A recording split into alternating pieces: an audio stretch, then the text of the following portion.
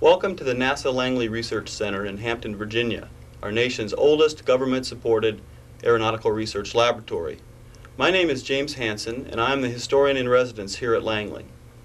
The following program explores the history of aerospace computing at this research center. The program has two parts. The first part, entitled When Computers Were Humans, addresses the important role that human computers played in the research conducted here at Langley before the advent of the modern electronic computer in the late 1940s and 1950s. The second part, entitled The Electronics Revolution, examines how the modern computer, the machine, has in the past 4 decades dramatically and forever changed the fields of aircraft design and aircraft engineering. Computers have been an important part of Langley for the last 50 years, but they have not always been machines. In the early days of aeronautical research, computers referred not to electronic devices, but to the mathematical technicians, the human beings who processed the aerodynamic test information and provided those results to the researchers. With me today are 3 women, each of whom worked as a human computer at Langley during World War II. To my far right is Vera Huckel. A native of Philadelphia, Vera received a Bachelor of Science degree in mathematics from the University of Pennsylvania in 1929. After holding various jobs in the 1930s, she came to work at Langley as a computer in June 1939. Here she worked on mathematical and computational problems and carried on individual analytical research relating in particular to flutter and gas dynamics. Vera also played a leading role in organizing Langley's computer techniques. She retired from NASA in 1972. To Vera's left is Helen H. Willey. Helen received a bachelor's degree in mathematics from Randolph-Macon College in 1931 and a master's in mathematics from Columbia University in 1938. She began working as a Langley computer on December 5, 1941. The Friday before the Japanese attack at Pearl Harbor. For many years, Helen was the head computer for the researchers working in Langley's 8-foot high-speed tunnel, an important facility in which some of the world's first reliable transonic wind tunnel data was gathered. Helen retired from NASA in 1973. Finally, to Helen's left is Marie Bircher, a Virginia native who worked as a Langley computer from 1942 to 1949. Like Helen Willey, Marie did computational work that supported wind tunnel research. Unlike Helen and Vera, who stayed at Langley for long careers, Marie exemplifies the hundreds of women who came to work because of World War II and who returned to domestic engineering not long after the war's end. I'd like to begin by having each one of you explain how you came to work as a computer at Langley, beginning with Vera, since Vera arrived first. Well, the way I got here was more of a fluke than anything, because I came from California and came to Hampton to visit some friends. And the landlady with whom I was residing at that time had a friend who had an interview for a job out here at NACA. I'd never even heard of NACA before. And I had a car and she didn't, so I brought her out here for her interview. And it was a very hot day, so I went on inside. She said, "Come on in, I'm sure you can find a place to sit." The next thing I knew, I was being interviewed by the personnel officer and had a job the next day. Helen? Mine was almost a fluke, too, because I really was not anxious to work. I wanted to be a domestic engineer, as you said, and keep house. But I came out to bring a friend who was very anxious to get to work. And we both filled out applications. And I said, well, I'll work where you were supposed to sign how long you'd be willing to work. I said, I'll work 6 months. And I got the job, and my friend did not, because she was a physical education major, and they didn't have anything to offer her. So Mine was somewhat of a fluke also. Yeah, well, the friend I brought out was a school teacher, and she didn't get the job either. But coming 2 days before Pearl Harbor, even though I had not planned to continue to work, you were just sort of obligated. You just felt like you couldn't leave, and of course you couldn't leave. Later on, you were frozen in the job, in that you couldn't leave and get another job. Mm-hmm. But I didn't even want to leave and not work at all, because we just felt like we were part of the effort, and we stayed. So I stayed 31 and a half years instead of 6 months. Marie? I was teaching school in Norfolk County, making $810 a year. And I was a little dissatisfied with some of the pay and some of the other conditions. And so a friend of mine told me about NACA, where she was working. And I wrote a letter and applied for a job, and they appointed me right away. I started working within a month. And then I worked until my first child was born. What were the qualifications for a computer? Did it require any specific kind of background? Did they, obviously, you were saying that the physical education major didn't quite fit the bill, but for the computing positions, was there any necessity for a fairly strong background in mathematics, or what? No, they had computers that were both qualified mathematicians, the same as the men, but also high school graduates or some. It varied according to the job that was available. So you for simply them. had to take civil service examination or some sort of proficiency test with calculating machines. Was any of that part of it? Calculating machine didn't come into the test, No. but we did take a written test. You'd had to have a civil home. service Yes. exam, and I didn't have when I came. No, I didn't have And it anyone ahead that of came time. along that they could therefore qualify me in some way, I had to go over to Norfolk and take another civil service exam. So But in a you s- worked for a year or so maybe before you got around to That's taking right. that exam. I see. Yes, I And did. I thought that most of the people in the office where I worked were college graduates, and most of them had math majors. During those years, that is true. We were getting quite a few college graduates and In the early math years. majors. But there were junior computers who, That's right. well, even junior computers were college graduates sometimes. I came on Came in as a at junior 1440. computer Mhm. at 1440.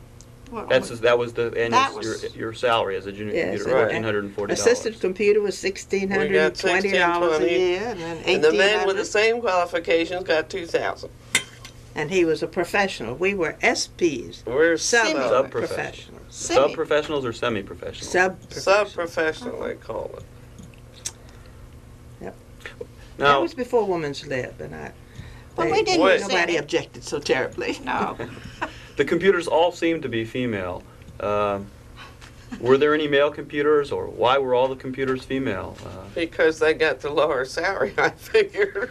Sort of like It's- secretaries, that they were lower salary and You just took it for granted. kind of a The womanly women just job. did not That's get the right. same as the men, regardless. So there were And you no didn't male resent computers. it exactly. I didn't. No, they were called junior engineers. I knew of one male computer who was later a supervisory mathematician in the same type of job that I had. But he's the only one I knew of. I didn't know any of them. I didn't know it. Did some computers also do secretarial type of jobs, typing, things like that, or not? When I went to the 8 foot from the computing pool, I was in a computing pool for 4 months, and when I went to the 8 foot, 8-foot high-speed tunnel. 8 foot high speed tunnel, with Marie, we went down within days of each other. But I went down first, and I was the first full-time human computer. Mr. Stack, who was section head at the time, had a secretary who did part-time computing for him. But we went down as the first computers. That's right. I went directly under Dr. Theodore. So I was the only one there.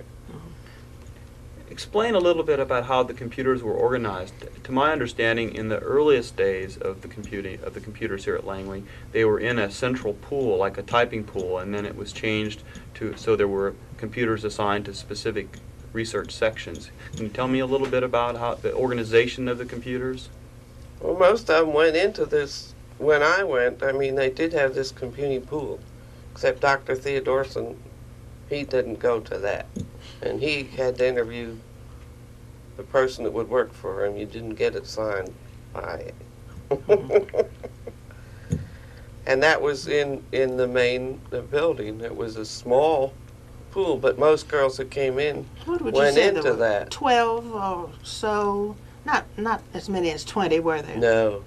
I it was remember it being one about small 12. office. In the same building with Really? the cafeteria and the It was everything. We learned administration to use the building. machines, the calculating machines, and some of the beginning things, and then you wanted to get out and see what was going on, and you kind of felt like you were, all isolated when you were in that computing pool. Mm-hmm. Most divisions, though, didn't have You really did. the computers at that point in their division. They didn't have a place for us when we first went to 8 foot. Didn't we share machines? I think we each had a machine, but we shared, of course, a double desk, and we had a corner of the machine shop. That's where right. we were. And then later, didn't we have to have 2 shifts? Yes. Because Yes. we didn't have enough machines for everybody, so we had 2 shifts. Day shift and evening shift. Well, during the war is what made Mhm. the computing go into the different divisions because of the work. And most of our work during the war was more or less dictated by the service. The workload had just increased so much. Right. Now, Helen and Vera, you both were head computers. Tell me something about the responsibilities and the authority of the head computer. I think it depended on what division you were in. Yes. It was up to your division chief How much authority and responsibility you were going to have. what you were. Well, tell me a little bit about the responsibility and the authority you had. Now, you worked in the physical research division, and you mentioned that was headed by Dr. Theodorson. Dr. Theodore when I went in Theodorson. there. So tell me something about your authority and responsibilities and your working relationship with Theodorson. Well, in the beginning, I was the only one in the office with Dr. Kaplan and Garrick and myself, which was right next to Theodorson's office. I was the only girl, period, only computer there was. And then when we moved upstairs, then we got more girls in, and I was in charge of them. You might want to explain why you would have been the only one. Say something about the nature of the work in the physical research division as compared to the wind tunnel section. Completely theoretical research, and it was a small division at that point. Mm-hmm. But I didn't come under with any experimental bit at all. There was one experimental lab way off down with 2 or 3 men in it, but we didn't have any work for them or anything. So, and I really don't know what they did at that point. Now, Helen, as head of the 8-foot computing group, you must have had a number of computers working with you, Marie being one of them. I had varying from the 2 of us who started for a matter of months, had as many as 20. The maximum number that I had in the office to supervise was 20. Averaged 15 for the first 15 years. And then as toward the end, as we were gradually moving into the electronic computing field, ended up with about an average of 6 or 7. And it was my responsibility, of course, to supervise those girls and train them. In many cases, many of them, most of them, had never done anything of the kind before. It didn't require any training to come into a computing office, just our college work. And we were trained on the job by the engineers or by me if I could fulfill that job. As nearly as possible, after we learned the mechanics of the machine, using the calculating machines, which were mechanical calculators at first, good old Frieden machines. I don't have a Frieden machine. I have some memorabilia of the that the Frieden representative gave us. A good picture of. You remember? Yes, indeed. You Yes, remember? Right. Used those for years. Now you Blotters. bring up Frieden, and I've heard it said that you were a Frieden gal, meaning that was the machine you That was wanted the to one use. we and liked. use. That Yes. was what we liked. That's what we. I mean, that's what we. Yeah. All my there girls were a had. few people, the Mary Morehouse that I mentioned a while ago, who was Mr. Stack's secretary and who did computing, would not touch a Frieden. She wanted her Marchand. Her Marshall. Marchand. yes. Right. And of course, some people use some of the old Burroughs machines. I started in Some on those playing Burroughs. cards with.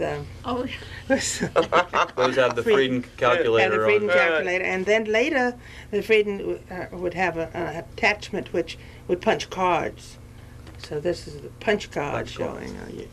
That was before they the. look like they've been used too. Yeah, they have. This was before the days of the punch cards in the IBM electronic computing. But this was a Well, you know, Frieden. my division, physical research, was changed into dynamic loads division, and our building then was moved. We had a building over 1129 West area.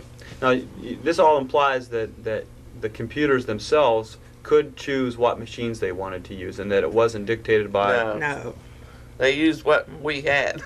the supervisor could help choose what were bought for that office. But the same kind of machine was used throughout the office. Oh, I see. It was just one Just or Yeah, two. one most brand. offices Just had- one brand. Just That was one. to make the training and so forth easier, or was it important to the data processing itself to have all? No, there all the- wasn't that much difference in the Yeah. machines. No, it's just the They all ease did of the use. same thing. And the ones that we like, we're giving a good commercial to Frieden Company, aren't we? Which is no longer. I don't think it's even around.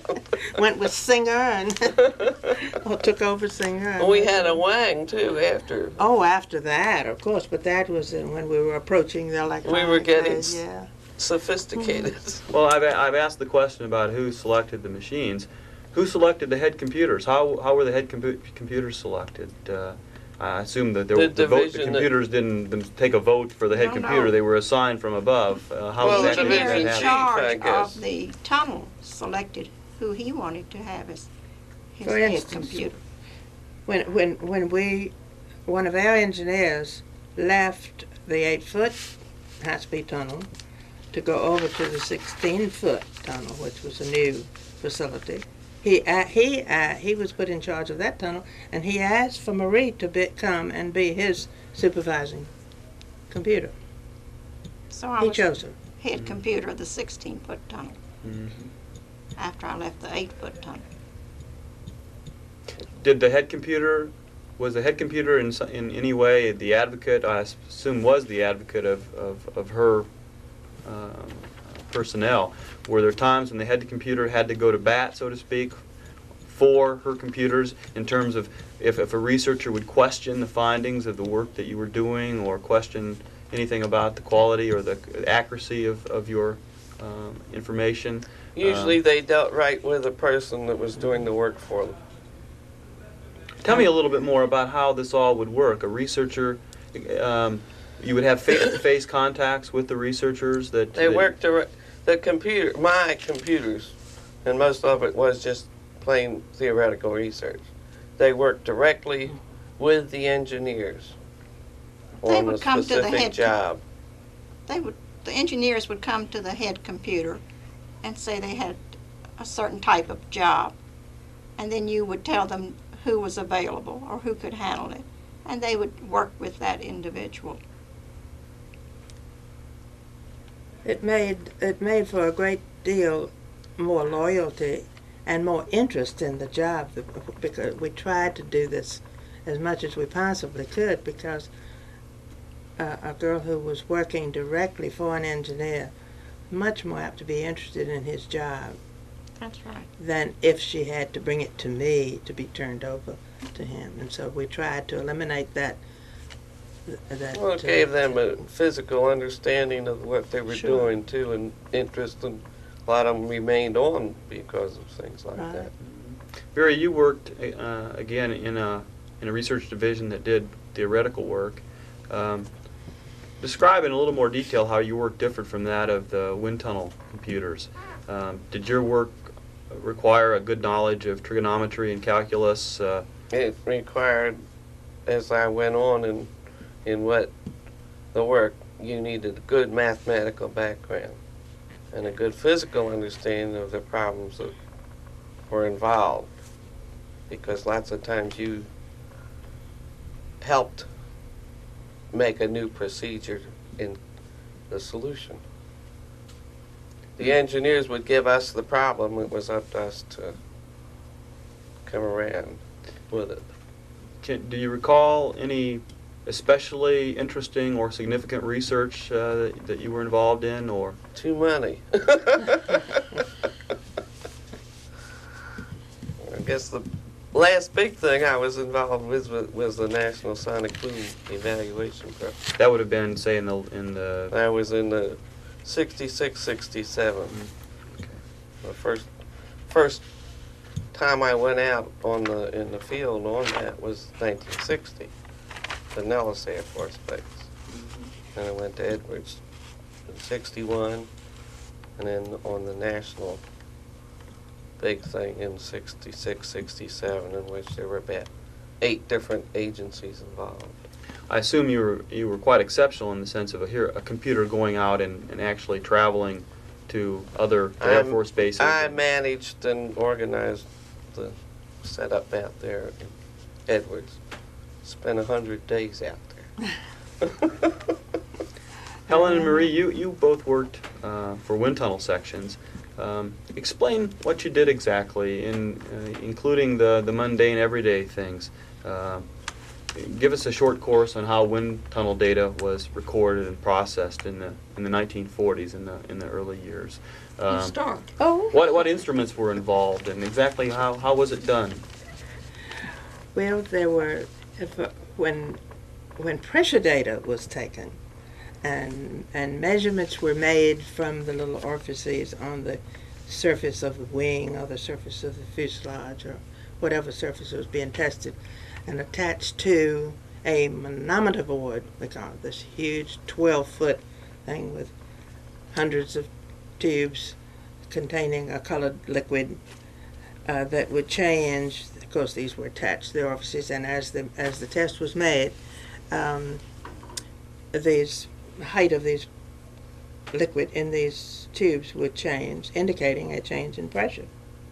And one of our big jobs for the reduction of data, especially at the beginning, a very simple kind of thing, was reading the film for that. And that got monotonous at times. Very monotonous. It required, I think this is one of the very lenses that was used to read this film, And I had a picture which I did, I think I left it in the car, that we used at the 50th anniversary of NACA, showing some of the various things that computers were doing. And one was reading this 9-inch film, roll after roll after roll of it, in which you'd have to sit and read.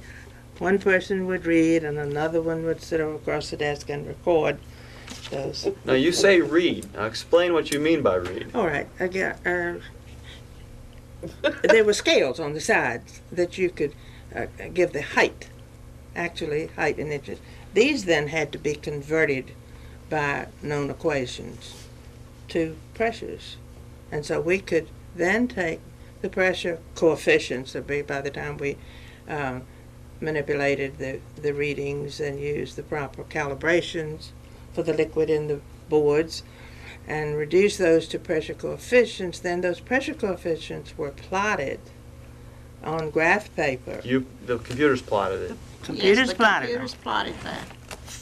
we took over from the engineers, a very mundane job. First we just planted on blank paper, and then we'd get real sophisticated. We would have sheets printed out with some of the things already on there to show what facility it was and that this was preliminary data and what the stations along the wing, airfoil, if that's what we were testing, and the stations along the wing. So we could plot several different, the pressure distributions of several different airfoils on this same sheet. And it was all set up for us. This was a very sophisticated thing, believe it or not. Back in, of course, much later, that was all done by machine. But we had reduced this from manometer board readings. Then, of course, from the wind tunnel, what do you tell about some other types of Then after you plotted it, you had to integrate that curve and return then the data to the engineer who went on from there with it. So it was a very cooperative sort of work relationship. And if you remember when we first went to work, some of our junior engineers, professionals, P1s, Yes, or more. were sitting and plotting all day long and never. And wouldn't trust us in the beginning to do the integration, you know. Well, see, before we came along, the engineers all had to do that Had to do anyway. And this planimeter was a tricky little, I wish we had one to show you.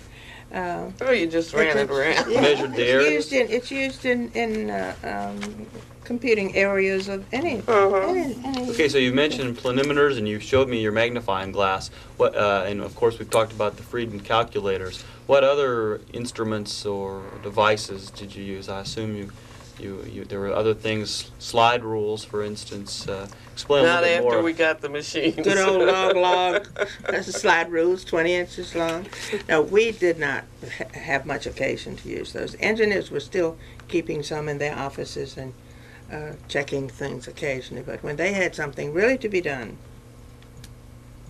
they brought Once it we to got us. the Friedens and Marchands, I mean, The machine was that took more over. accurate for us. What did these machines do? Now, I assume they added and subtracted and divided and multiplied, but I'm not quite how did they divide and multly, for instance? How exactly, Well, what you did had you little have to buttons. do? Was there a certain divide button- and a multiply button, or did you have to do it some other way? Well, they had different buttons for The different Friedens did. operations. The Frieden.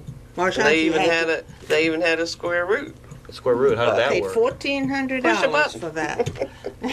Did you understand exactly how the machine operated, or you were just interested in getting the results of the calculation?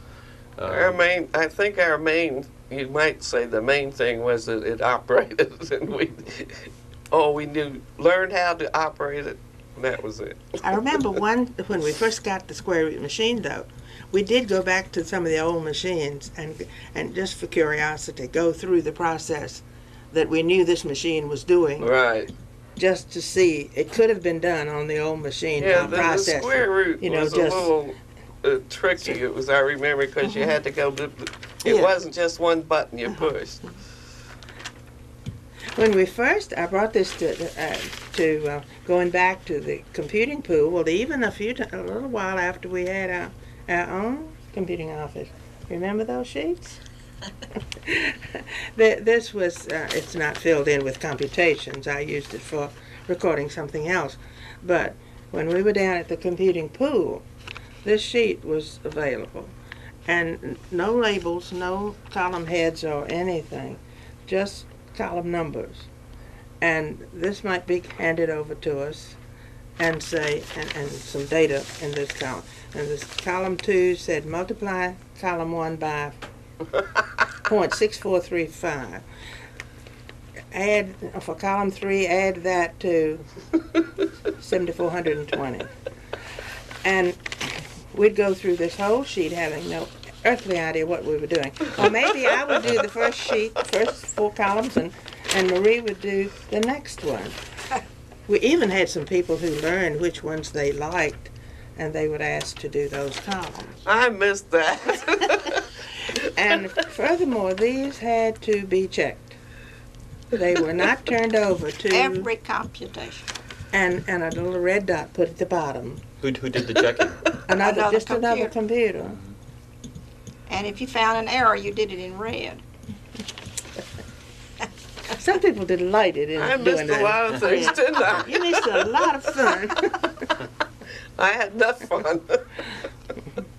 I've heard, I'm not sure which machine this is, but I've heard that in terms of the operation of perhaps the Frieden, perhaps an earlier calculator, that you could, I've heard the phrase multiplying by ear. In other words, there were certain shortcuts once you got very accustomed to using these machines that you That must could, have been the old Marchand, Yeah. where you could, it had no no capability of multiplying, but you actually multiplied by adding. by adding. Yeah, well, that's the that's So- the kind I had at first. Uh-huh. So you would just listen to how many times it's doing the addition, and you Mm-hmm. could tell once you've heard it 5 times that it's You multiplied. didn't by listen. 5. You You had just- to know how many times it was. You counted. You needed to do it. But don't let's forget, because of course this is much farther along, but then with the advent of the electronic capability, even on a desk calculator, we went from machines this big, the Friedens, which we loved, but then we went to a little wang of it this big, which was electronic and not just electric, and it was fantastic. It was. And that would have been in what period of time that you would have made this transition? That was before we. I guess they were the last. In the 60s. They were the last machine desk calculators, as I remember, Right. before I left. Now, Marie, you mentioned Yes. some time back the tedious nature of some of this work. Describe it, how it affected you mentally and physically to be doing this kind of work for 8 hours a day. Well, you Was were it- tired when you finished your day. But you, I guess I was young enough to enjoy it, really. But it was tedious, and if you were in a dark room reading film all day, you really were tired when your day was over. Now, as a head computer, your responsibilities, Helen, you would have been involved in supervising and training more so than in the.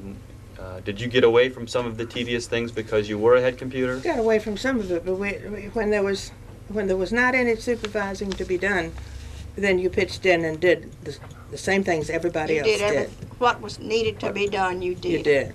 All head computers worked as much as Yes, you worked more. 'Cause More you had than to. the- You had to set the example. those that they supervised. Right. You might have. I had 17 to supervise, and you have to teach them a lot too, because That's right.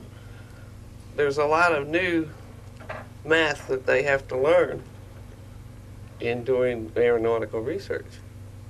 But it was a very, an exceptionally nice group of young women that worked as computers at the time I was there, certainly. Well, in that period, there was such an esprit de corps with the whole of Langley. NACA was exceptional in the loyalty that all of the employees It was a felt. small independent agency, Right. And you felt and all like the difference in the world. With you saying this about the esprit de corps, I assume then that the men, the engineers in particular, treated you, that they recognized the importance of your work, recognized the fact that they didn't really, they're glad they didn't have to do all of this calculation work like they had to in the earliest days. So the engineers made you feel important, made you feel that your work was really more than just secondary support work, or not? Or did the engineers in some ways condescend to you? Not when the girls worked with the engineers. That's right. I think you could answer yes to both of those questions. I thought so too.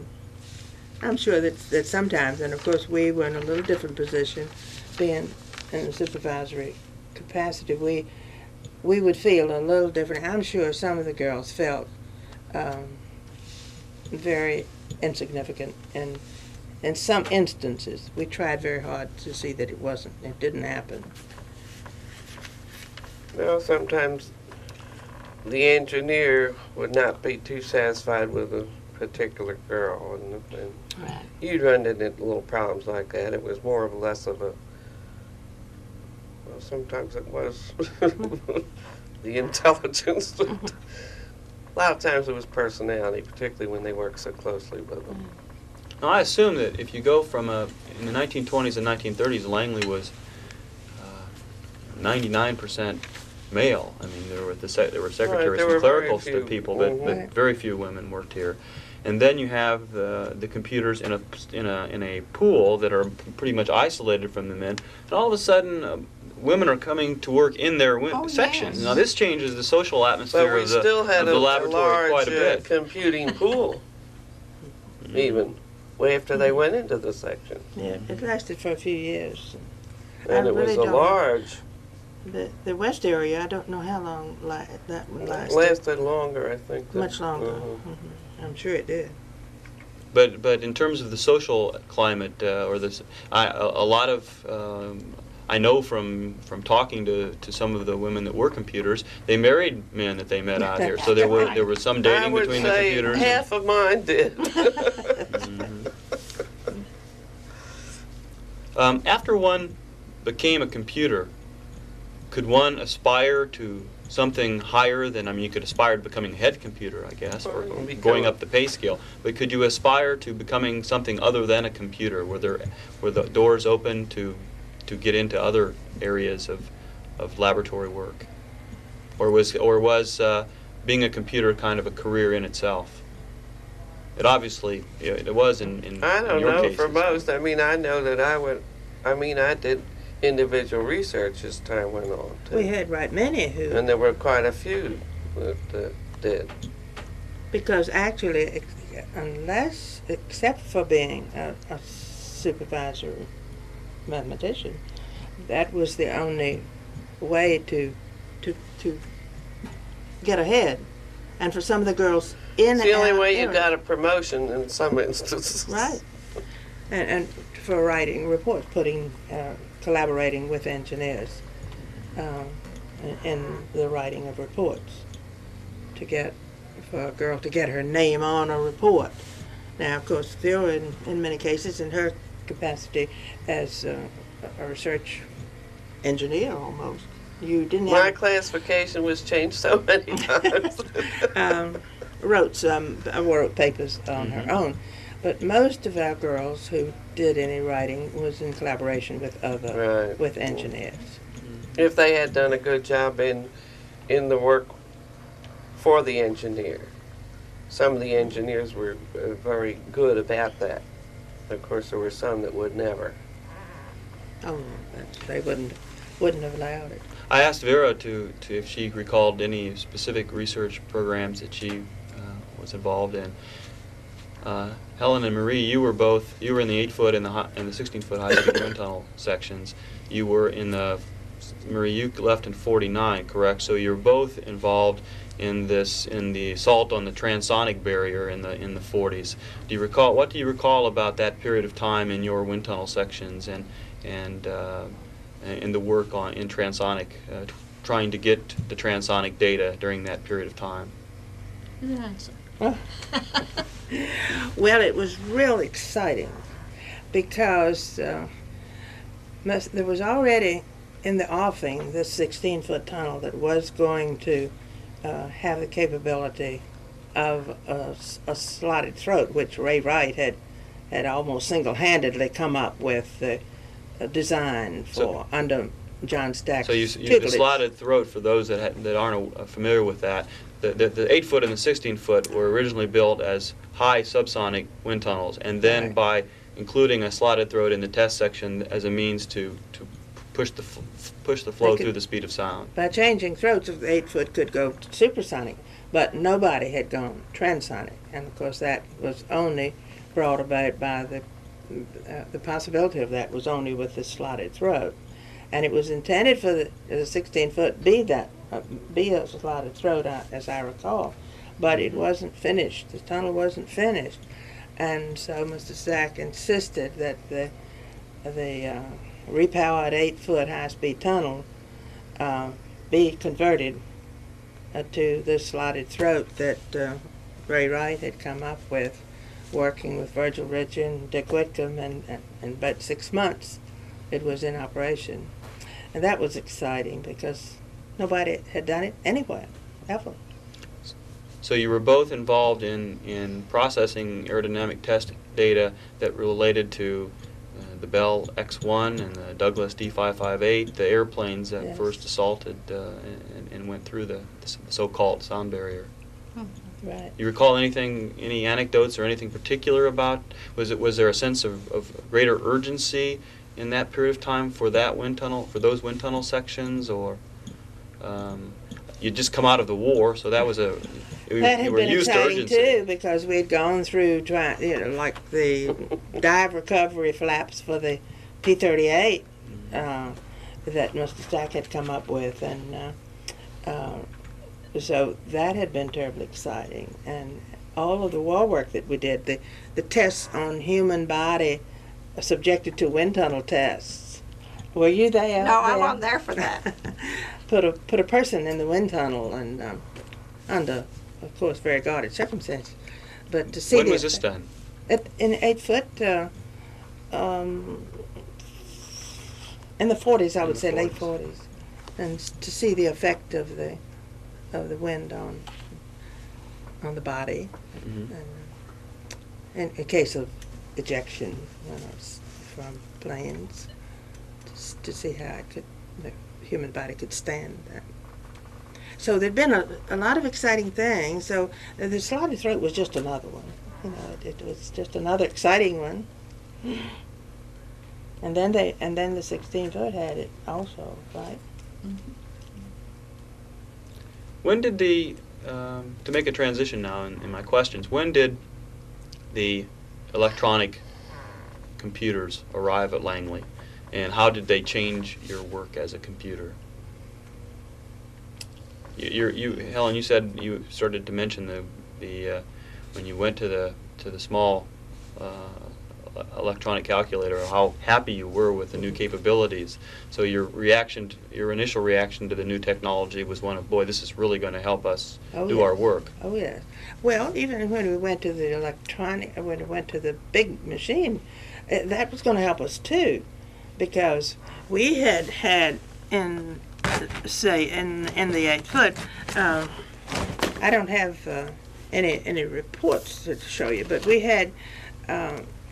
Vera mentioned arranging equations to fit your situation, and we had to have, of course, equations by which wind tunnel data was reduced, either by the old Frieden or by the Wang electronic. But then we could see and knew that when the electronic big machines came, that this could also be fitted into this new machinery. And I remember Paul Fairmeister and Gene Gribble coming to my house before 1956, because I moved in 1956, so to go over these 8 foot equations that we were presently using manually to see how they would fit into these new IBM computers. They had the IBM 7090 at that point. But then in the research part, it was necessary. They were looking for an intermediary machine to use. And I and some of my girls with Paul Fairmeister evaluated different machines and systems. Now, are you talking about? And the L2 and the IBM 650 was what was finally established. Were these large electromechanical The Bell computers, or were was. they analog computers? The Bell was a great, big, huge thing. Now, we didn't get any wind tunnel data into the Bell. That was for No, this was theoretical. just for theoretical work. Mhm. But that was part of the beginning of using that, and you could for pilot calculations and also for checkouts. Well, one That was earlier on. than- We started using that in 1958. One piece of equipment that might be overlooked in talking about this and talking about computing technology. You had discussed earlier the film records in particular.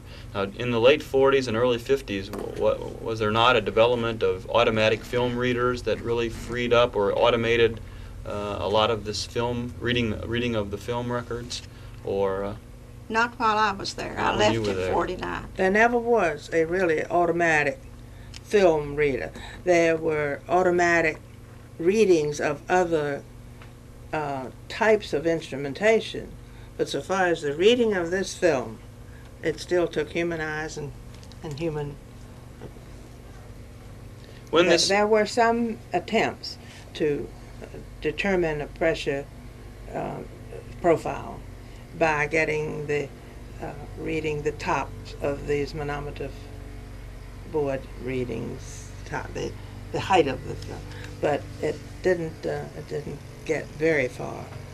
And of course, other instrumentation like the strain gauges that were in the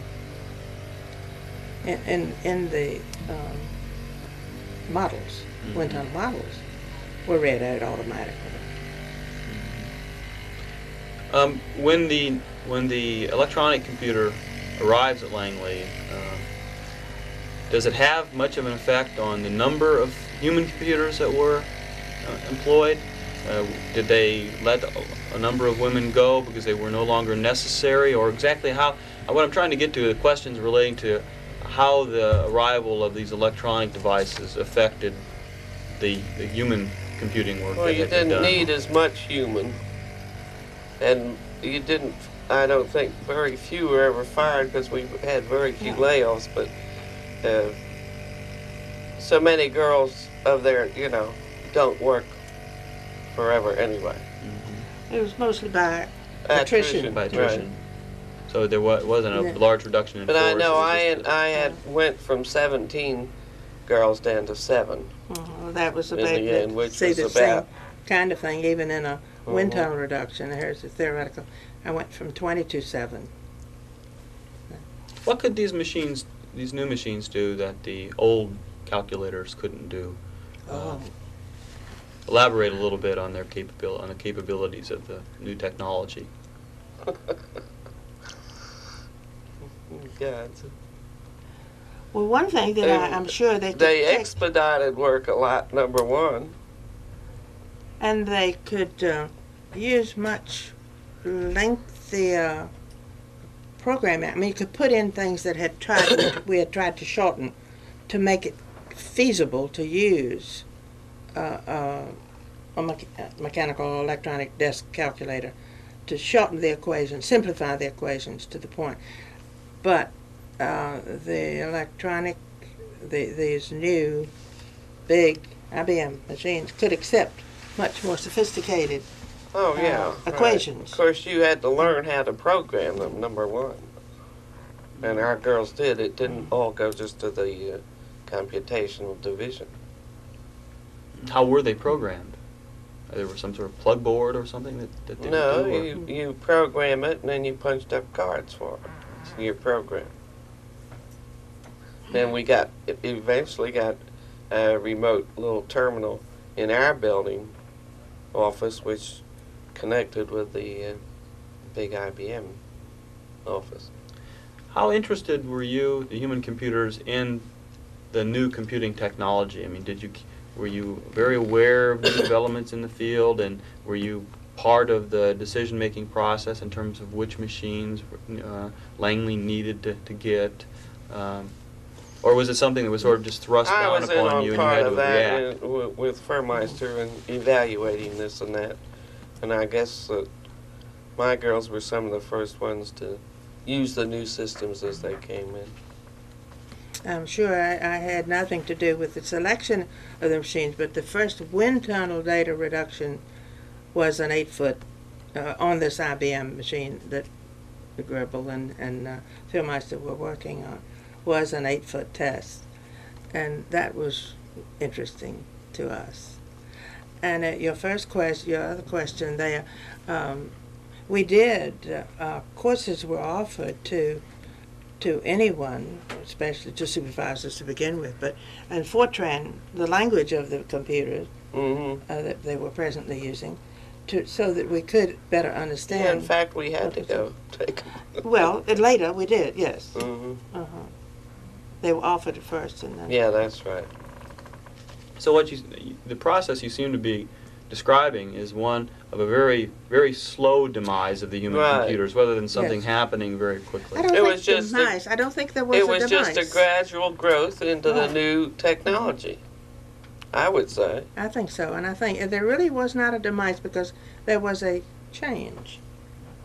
Had you been there, for instance, you would not have stopped doing, you would just not have been cut off, but you would have gone over. Now, when I was leaving 8 Foot, at that time, we had not programmed. We still took all of our data over to the programmers. We furnished the equations that we wanted done, and the programmers of these machines in ACD, Analysis and Computation Division. right, did the programming. But as I was leaving, we were getting some online computing, that you're speaking of in your Yeah, theoretical most of my girls, for the wind tunnel. some and- went to ACD but most of my girls did their own, Right. did the programming. Which was a little more difficult with wind tunnel data, but they were getting an online system as I was leaving, and one of the girls that who had been in my office is there presently at the 8 Foot. Much change in the processes of what they're doing, but she is there still, and is doing the programming. When you left in '73, right? Right. Were there still employees called computers? I had some when I left. And you left Well, in they weren't. '72. And they did not program or anything either. But they would officially still be known as computers. They were high school graduates. Well, I thought the terminology, all of mine were called math aides. Maybe these were too, I don't know. They changed them from SPs, to the GS. We had the General Services rating from, what, I don't remember when um, that went in, 60-something. I think in the 60s. I have it here somewhere in all of this. But they were called math aides or math technicians or... I don't remember. But what we were. still called them computers, Yeah. The men would refer to the computing section, and we didn't resent it. No, the men always call it the computing section. Head computer. I never even thought anything about it any more than next time I'd get classified, a classification act, and I'd be a aerospace engineer. Next time I'd go back to mathematician. You never knew. That's right. So I- the engineers that dated back into the 40s and 50s in their work here or in aeronautical research would still be thinking in terms of computers. But the college graduate from Virginia Tech that comes to Langley today and is working, computers means a machine. It doesn't mean That's a human right. being. Right. any That's longer. right. probably right. Yeah, That's you've right. got to get away from that computer work. But even our girls that were classified as mathematicians were just lovingly referred to as computers. You were still a computer. Looking back on your careers as computers, do you feel that you performed a vital role in Langley's overall research effort, or do you feel that it was more of a routine and supportive role? How do you perceive your work as computers? Has history paid enough attention to the contributions of these human computers? That can be very. Well, it was a team effort. And I think we all felt that we were making our own contribution. And so we weren't too much interested, as far as I was concerned, in self as I was seeing the whole job done.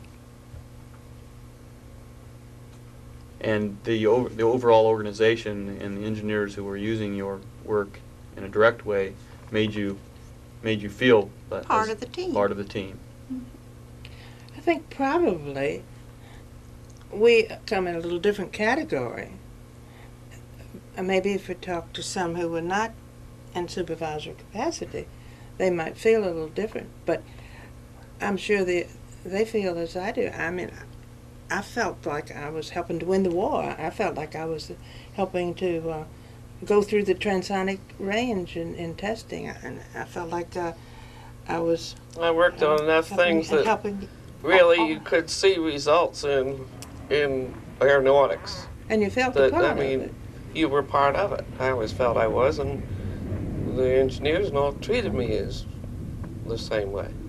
And when Whitcomb They came didn't up look with his, down on you. No. But But maybe now some people I don't think can say the same. I could never say anything but good in the way I was treated in AC I and couldn't NASA, either. period. I said when I retired that NACA and ASA had been just like Hallmark, as far as I was concerned. They cared enough to send the very best. I started out under the tutelage of John Stack. I had Gene, for these bosses, and I had Gene Draley, I had Axel Matson, I had Dick Whitcomb, and than which you can't do Good much group. better. I had good, And then you had the same Type- kinds of things. I And mean, you had John top-notch Becker. research John. people, so. And, What can you say? And they always treated you like you were That is- something. That is And right. And I not always just a- felt like that most of the girls who worked in my office could have done the supervisory job as well as I was doing it. I felt like they were a very capable group of girls. Well, thanks to all three of you, Vera Huckel, Helen Willie, and Marie Bircher, for sharing your memories about the days when computers were humans. In part 2 of this program, From the Slide Rule to the Supercomputer, we will explore the impact of the electronics revolution on aerospace computing here at Langley. Amen. Shall we applaud ourselves now that it's over? Bill, are they going to... Okay, Brad? Yeah. Somebody's in the way of the camera. Pardon? Somebody's standing in front of the camera. That's me now. Which one? Aren't you going to be on this portable? I didn't think we could. All right. I mainly. No, I really portable thought environment. That's what I was the thinking. information you brought up was all excellent. I thought it went very well. I think there's a lot of good material in there that the A Smithsonian would lot be more than interested we in. could probably say There too. was one thing we didn't emphasize that was, well, there was one of the questions that I had more answers than I had on anything else, and that was but we brought it in other places. Some of the research, not research, what is it? The outstanding scientists that we worked for. Mm. So But I you left mentioned- out some names that I would have put in if you'd asked that question. On the other hand, I mean, I think that would have been good to maybe say a little bit more about. On the Uh-huh. other hand, a lot of the names that are locally famous, I mean, Stack is a name that a number of Everybody visitors would knows, remember. right. We never But some got of these a- other names, visitors walking through the Smithsonian, they're not going to Well, know see, Gene Draley. I was thinking of Stack Yeah. and Becker This is a fair top and one. Ray Wright Mhm. and Whitcomb. and Whitcomb You mentioned them a and couple of times. Do Bouzevin you want to and Ferry. actually You know, replay that? those are names part? that are already But I mean, plastered in all over the general, walls though, up there. anything that goes, it would be going through the museum.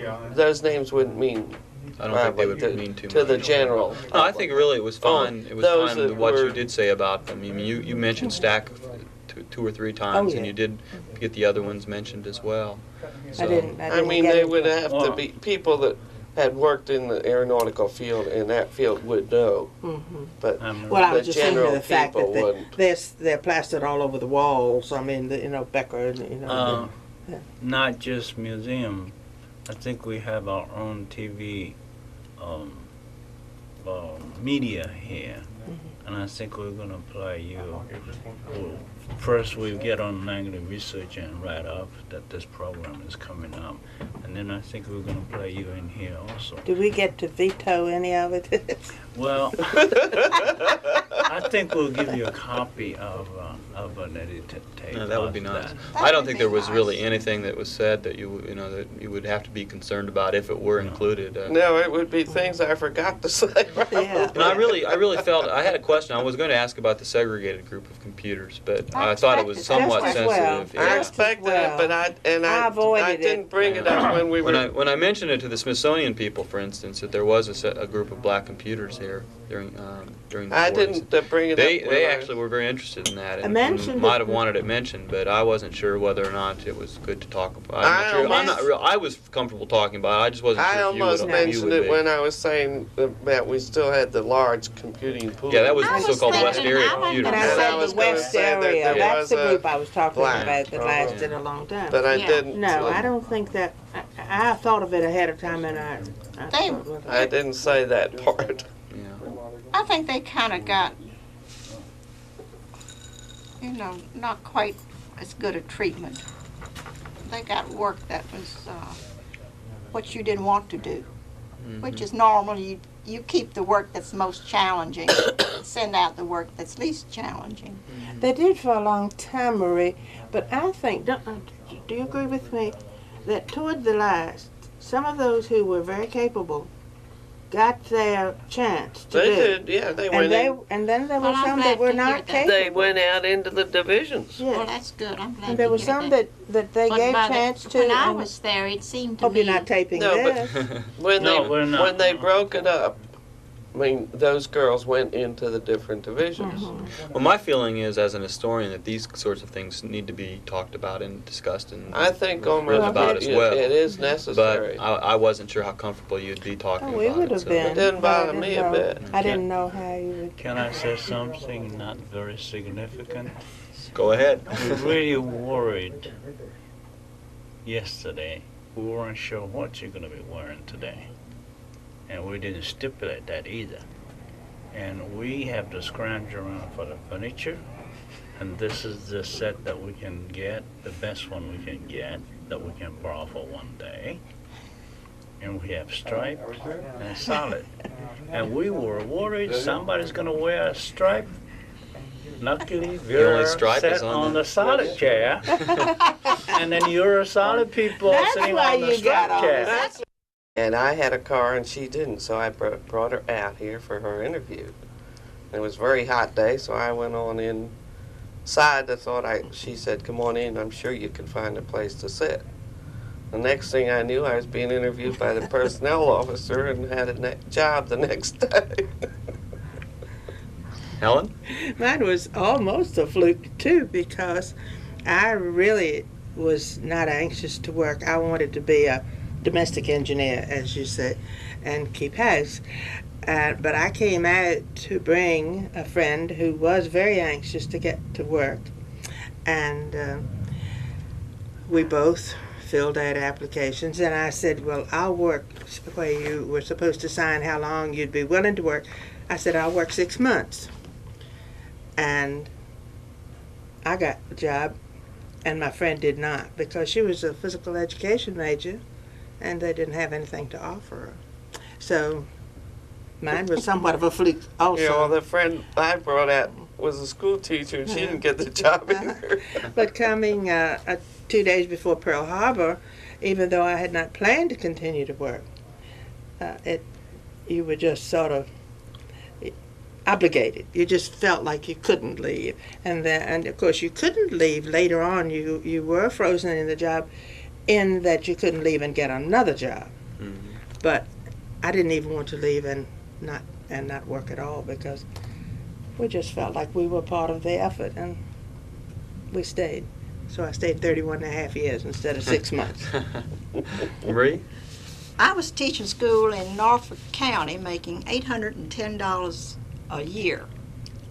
And I was a little dissatisfied with some of the pay and some of the other conditions. And so Welcome to the NASA Langley Research Center in Hampton, Virginia. our nation's oldest government-supported aeronautical research laboratory. My name is James Hansen, and I am the historian in residence here at Langley. The following program explores the history of aerospace computing at this research center. The program has two parts. The first part, entitled When Computers Were Humans, addresses the important role that human computers played in the research conducted here at Langley before the advent of the modern electronic computer in the late 1940s and 1950s.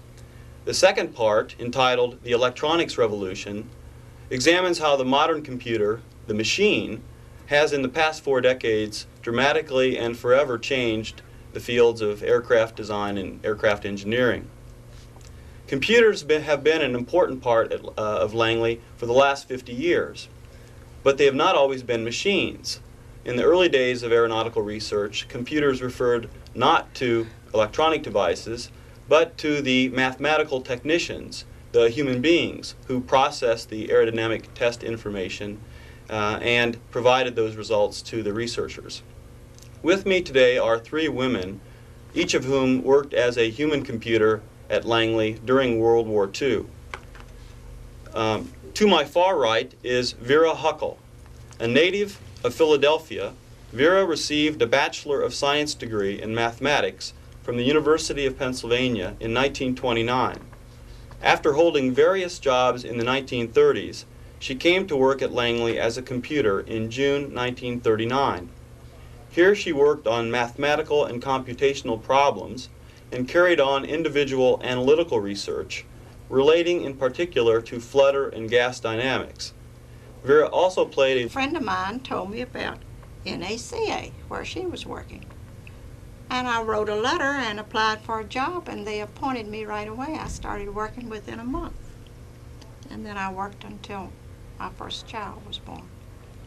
What were the qualifications for a computer? Did it require any specific kind of background? Did they, obviously you were saying that the physical education major didn't quite fit the bill, but for the computing positions, was there any necessity for a fairly strong background in mathematics or what? No, they had computers that were both qualified mathematicians, the same as the men, but also high school graduates or some. It varied according to the job that was available. So you for simply them. had to take civil service examination or some sort of proficiency test with calculating machines. Was any of that part of it? Calculating machine didn't come into the test, No. but we did take a written test. You had to have a at civil home. service Yes. exam, and I didn't have when I came. No, I didn't have And it anyone ahead that of came time. along that they could therefore qualify me in some way, I had to go over to Norfolk and take another civil service exam. So But in you a- worked for a year or so maybe before you got around to That's taking right. that exam. I see. Yes, I And didn't- I thought that most of the people in the office where I worked were college graduates, and most of them had math majors. During those years, that is true. We were getting quite a few college graduates and In the early math years. majors. But there were junior computers who, That's right. well, even junior computers were college graduates sometimes. I came on Came in as at a junior 1440. computer Uh-huh. at 1440. Well, That was the annual That was- your salary as a junior Yes, computer, right. $1,440. Assistant computer was $1,620 a $1,620, year, and then And the men with the $1,800. same qualifications got 2,000.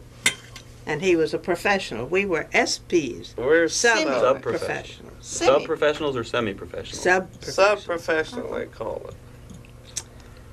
That Now, was before women's lib, and Well, we didn't Wait. resent nobody it. objected so terribly. No. the computers all seem to be female. Were there any male computers, or why were all the computers female? Because they got the lower salary, I figured. Sort of like It's- secretaries that they were lower salary and You just took it for granted. kind of a The womanly women just job. did not That's get the right. same as the men, regardless. So there were And you no didn't male resent computers. it exactly. I didn't. No, they were called junior engineers. I knew of one male computer who was later a supervisory mathematician in the same type of job that I had. But he's the only one I knew of.